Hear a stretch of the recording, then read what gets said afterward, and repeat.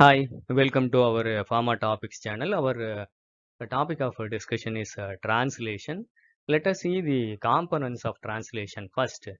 The first one is a smaller subunit of ribosome, a larger subunit of ribosome having different sites like A site, B site, and E site, and then the initiator codon, which attaches first amino acid such as methionine, and then the initiation factors, elongation factors, and the triplet codons of the messenger RNA. Let us see, it happens in three steps. First step is initiation. The mRNA binds to the smaller subunit along with the initiation factors such as IF1, IF2, and IF3. The next step is the initiator tRNA brings methionine and binds to the P site.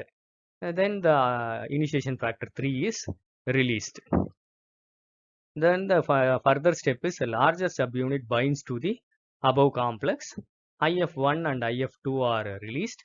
Then the elongation factor TU binds to the tRNA, which facilitates the entry into the A site. The next step is elongation process. The elongation factor TU facilitates entry of the second charged tRNA into the A site. So this is called the first elongation step starting. Then the dipeptide is formed. The uncharged tRNA enters the E site and gets exit out of the ribosomes. This dipeptide bond is formed with the help of an enzyme called peptidyl transferase. Then the mRNA gets shifted to the third triplet codon. The elongation factor G facilitates its translocation, and the first elongation step completes. A single elongation includes reading of 3 frames. Then EFTU facilitates the entry of third charged tRNA to the A site. Second elongation step begins. Then the tripeptide is formed. Second elongation step completes. Uncharged tRNA enters the E site and gets exit out of the ribosome. This step continuously processes. The polypeptide chain gets completed and exits out of the ribosome. It is the elongation step. Then the termination step is the tRNA and the polypeptide chain gets released from the ribosomes, then activates GTP activated termination factors, separates all the components of translation, and the polypeptide folds into a functional protein. Let us see the differences between prokaryotic and eukaryotic translation. Prokaryotic transcription and translation occur simultaneously, whereas they are separate in case of eukaryotes.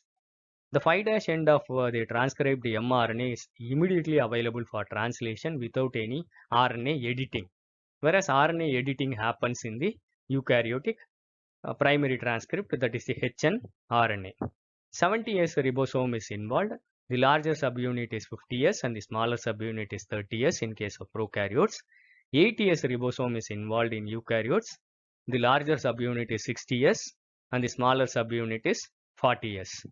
The larger subunit is made of 23S, 5S ribosomal RNAs and 36 different proteins in case of prokaryotes, whereas the larger subunit is made of 3 different RNAs, ribosomal RNAs, 28S, 5S and 5.8S with 40 different proteins.